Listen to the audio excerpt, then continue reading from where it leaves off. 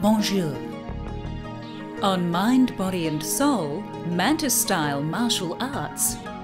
What takeaway takes away from your health, and ab myths exposed.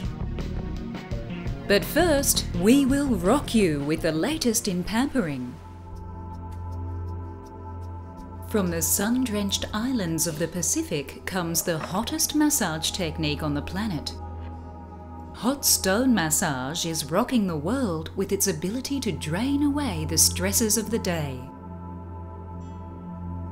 Hot stone massage is traditionally practiced by the kahunas of Hawaii and healers of Fiji. But today, Graham, a Western massage therapist, is trying his hands at this ancient technique. His special set of self-selected river stones are heated up in boiling water for about 20 minutes before being placed on Louise's back.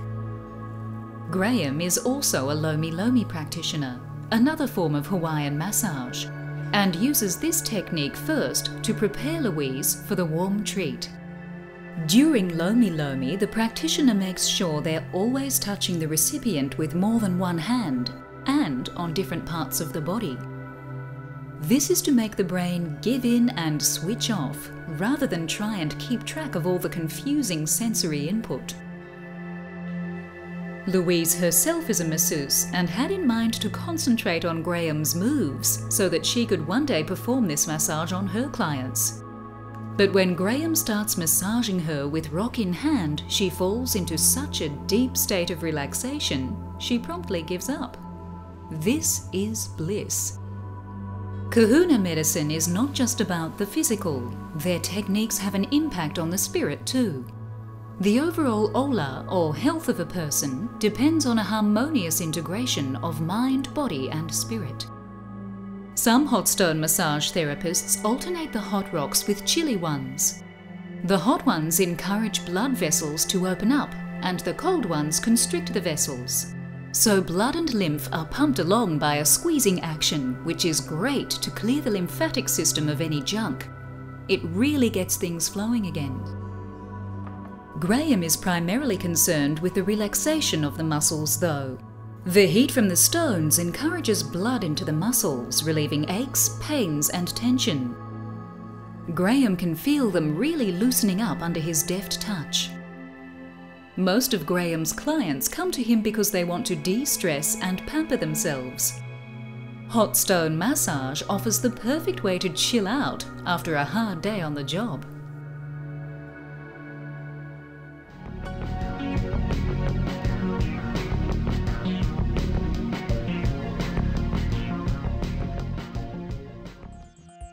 At last we come to the final of the 7 main chakras or energy wheels of the body.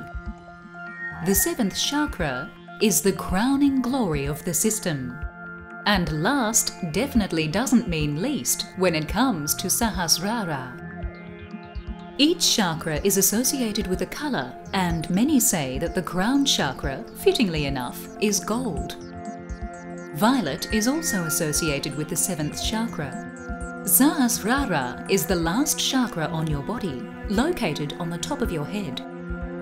It is symbolized by the 1,000-petaled lotus, as its potential is limitless. Like Muladhara, the root chakra at the base of your spine, which connects you to the earth, the crown chakra has branches spreading from your head, connecting you with the cosmos.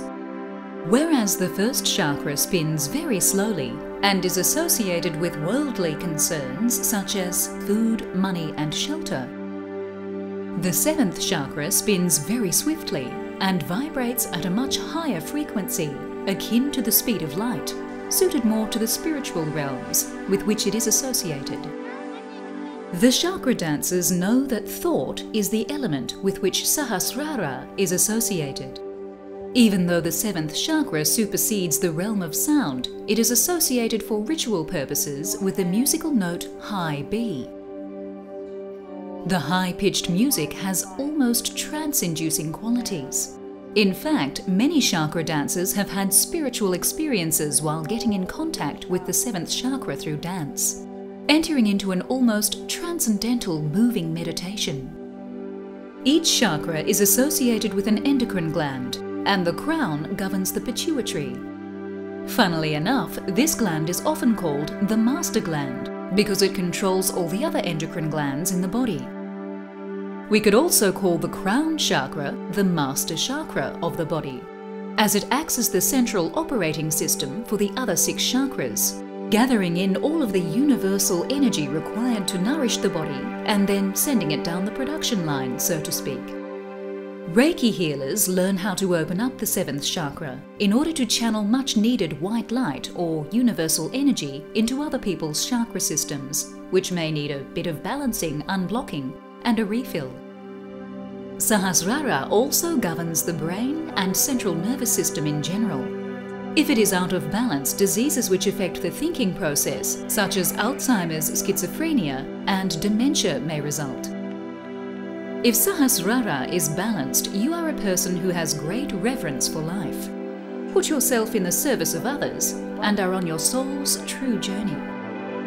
If your crown chakra is undernourished, you may show no concern for others, have feelings of superiority, and have a warped perception of reality.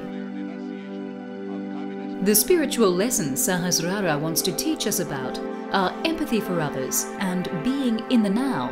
In other words, appreciation of the moment. So plug yourself into universal consciousness with Sahasrara. The 7th chakra will shed some light on the mysteries of the cosmos.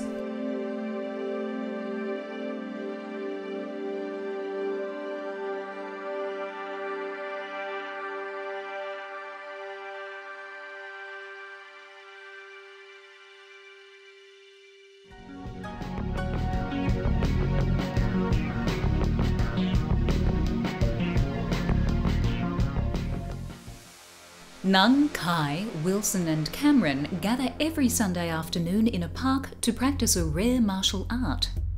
They are the only 4 practitioners of 7-star mantis boxing in their state. As the name suggests, the style is inspired by the praying mantis insect. Mantis boxing is graceful and stylish to watch, yet swift and one of the more technically demanding styles. The boys begin with a thorough warm-up, the traditional way, using a blue stone wall as their stretching post. Groin, hamstrings and calf muscles are worked on, with the toes flexed back and then pointed forward. Some of the stretches are quite balletic and graceful to watch. Legs are swung from side to side and kicked out high to the back. The boys stretch out their backs and hips cat-style before moving out to the oval to get blood pumping through their wrists, ankles and knees. They leave no muscle unstretched in their hour-long warm-up routine. Balance and strength are thrown into the mix with difficult postures, lunges and push-ups.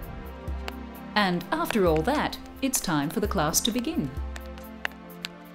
The boys enhance their hand-eye coordination by aiming to hit their hands at chin level with their feet. The aim is to make a decent thwack as you hit the hand to demonstrate focus and power. Even the baby mantises are giving it a good go. I wonder what they want to be when they grow up. Once the boys have worked out their kicks along the cricket pitch, it's time to raise the stakes. Aerial kicks are spectacular to watch and require a large amount of practice, stamina and skill.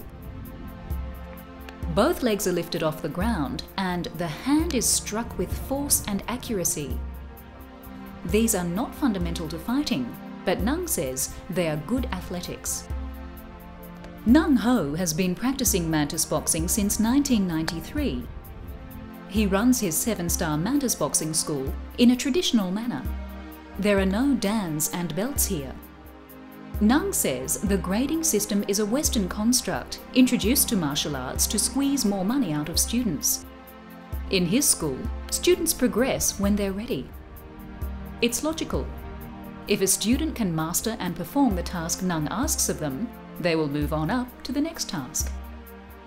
Static stances are practiced next. Crouching, hook and empty stance are just a few of the postures designed to increase leg strength and balance.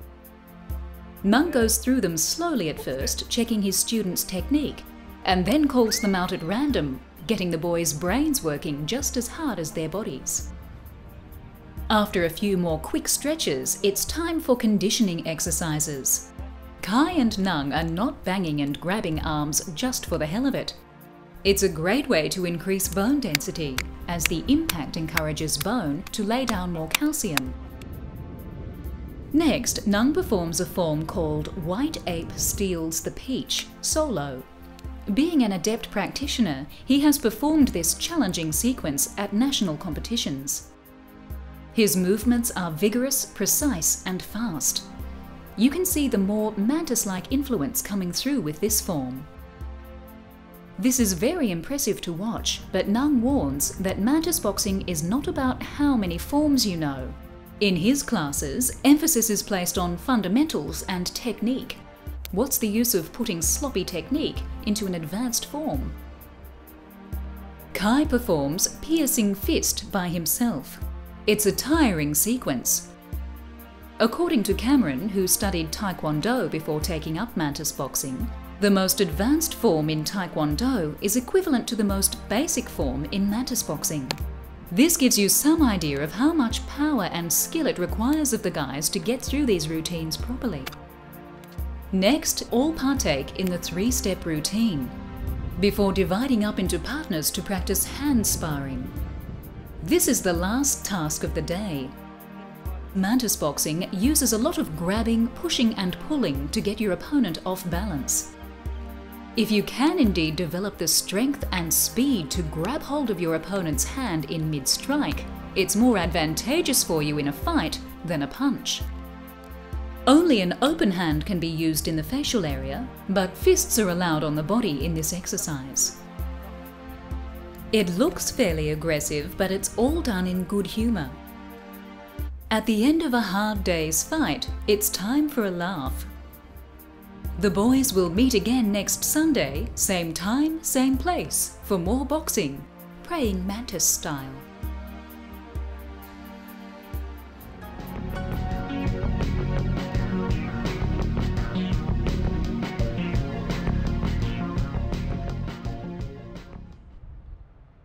If you're suffering from back pain, you're not alone. An estimated 4 out of 5 adults suffer from back pain at some point in their lives. Causes can range from a lifetime of bad posture, lack of exercise, and carrying things incorrectly, to osteoarthritis. But aside from the obvious physical ache, did you know back pain can also cause clinical depression? According to Dominique, twisting postures are a great way to loosen general tightness and discomfort in the spine and muscles of the back and abdomen. This is because the axial rotation of the spine and torso encourage greater symmetry between the muscles, ligaments and joints on both sides of the body. Sit in Dandasana or staff pose and press the flesh of the buttocks back to bring the sitting bones closer to the floor. Bend the left knee and place the left foot on the floor on the right side of the right knee. Gently bend the right knee to the left, placing the right foot alongside the left buttock. Or the leg may stay extended in front of the body depending on the participant's abilities. Extend the right arm and wrap it around the left leg, gently pulling the left leg towards the chest. The left arm is placed either behind the back or fingers resting lightly on the floor behind the buttocks. Ensure both buttocks are on the floor and the spine is long. Do not collapse through the chest or midsection. Inhale to lengthen and extend the spine and side waist, and then exhale to slowly twist the torso to the left, looking with the head as far over the right shoulder as practicable. Be sure that the ribs and chest stay lifting up and that the spine remains as long as possible for the duration of the hold. To release, inhale to prepare and lengthen the torso and spine, and then exhale to slowly release the torso and head back to the center, leaving the arms in place to support the spine. Release the forehead to the knees and relax the neck and shoulders for a few moments before moving back into Dandasana and repeating on the other side. So don't let back pain get you down. With these regular twists and some close attention paid to your posture and gait, you should be back on track in no time.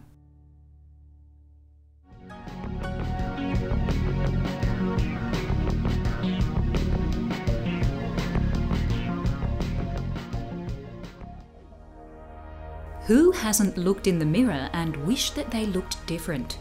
Movies and magazines have always portrayed bronzed, tight six-pack abs as the look we should all aspire to. We've since learned that the sun causes skin damage, and now there is evidence that those six-pack abs aren't really as healthy as they look either. Being realistic, it's actually less than 10% of the population that are even capable of achieving that fat-free look. It's not just about exercise and discipline. To obtain those results, you need to be young, have thin skin, and have the right genetics. Abdominal skin differs from the rest of our skin in that it contains subcutaneous tissue that loves to hoard fat. You can starve them or shrink them, but they will always be there, waiting to fill up even if you look at that cheesecake. Studies have also shown that overdoing ab exercises can lead to flattening of the lumbar curve and weakening of the spinal structure. Having a too tight tummy can also cost you flexibility and freedom of movement. Many cultures tell us that tight bellies show strength and discipline, that any sign of a curve of the tummy shows weakness and lack of ability. Yet it may well be that exactly the opposite is true.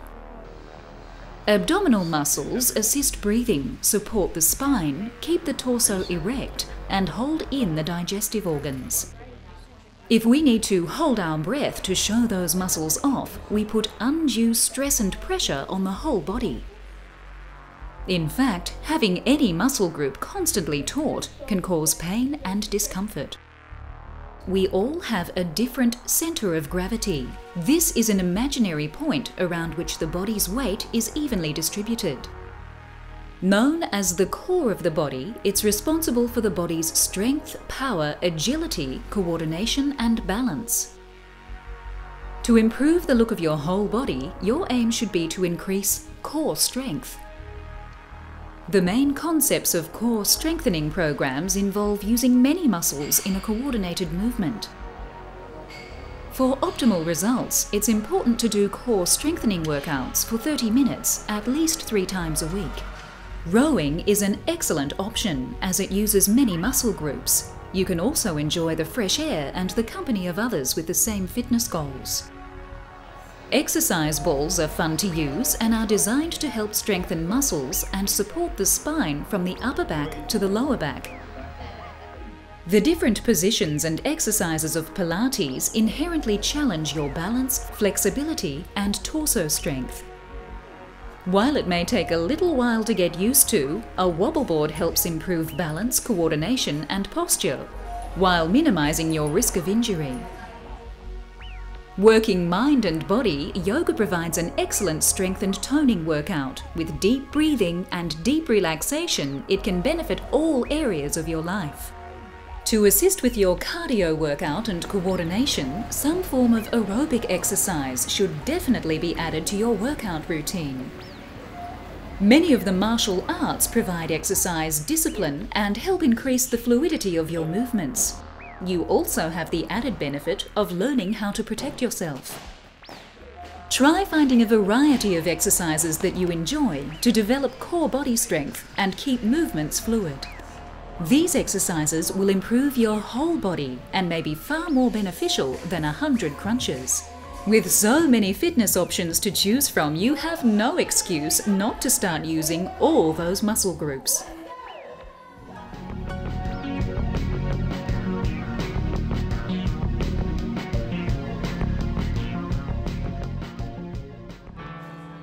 In the city and desperate for a snack? Maybe it's lunchtime and you're just plain hungry. Think carefully about what you put into your mouth. Fast food can often contain too many of the deadly 3 S's: salt, sugar, and saturated fat. What happens to us when we eat too much salt? We place added strain on our kidneys and run the risk of increased blood pressure. Salt is often added to processed foods such as stock cubes, gravy, and tinned meats and sausages. Hot chips and potato crisps are often swimming in salt. What happens when we eat too much sugar? We increase the likelihood of developing obesity, particularly if you lead a sedentary lifestyle or work at an office desk. Sugar's bad for our teeth as well, as it encourages tooth decay and cavities. Worst of all, a high sugar diet can lead to mature onset diabetes, which can in turn lead to blindness, blood clots, and loss of limbs. You can find sugar in foods such as biscuits, cakes, and muffins, and it also lurks in soft drink cans waiting to attack our bodies. What happens when we eat too much saturated fat? We run the risk of turning into fat ourselves by becoming obese. With obesity also comes a stronger chance of developing diabetes. Excessive consumption of fat can also lead to heart disease and higher blood pressure, which a diseased heart cannot cope with, leading ultimately to heart attack. Fat is often used in cooking. It's not possible to make fried food, for example, without some fat. But there's fat and there's fat. Saturated fats are the worst for us. They usually come from animals in the form of butter or lard, but can also be found in coconut oil and palm oil. Vegetable oils such as sunflower oil, canola, and olive are better for us. Fat, like sugar, is an energy food. We experience strong cravings for it when we're hungry or even when we're just depressed. But when you have that feeling, think about why you are eating and then think about what you are eating. The truth is, fat doesn't turn into energy straight away. Sugar, on the other hand, does turn into fast energy, but it leaves just as swiftly and we end up feeling worse than we did before we ate it. The best sources of energy are carbohydrate-rich foods such as bread, pasta, potatoes, and rice. As well as providing lasting energy, these foods contain fibre, which is also good for us. So think about putting something healthy into your mouth. You won't be the only one thinking about making a healthy choice. More and more people are opting for snack foods in the forms of salad, sushi, or casseroles and curry. They taste just as good as fast food, and they leave you feeling more satisfied because you know you're taking care of yourself.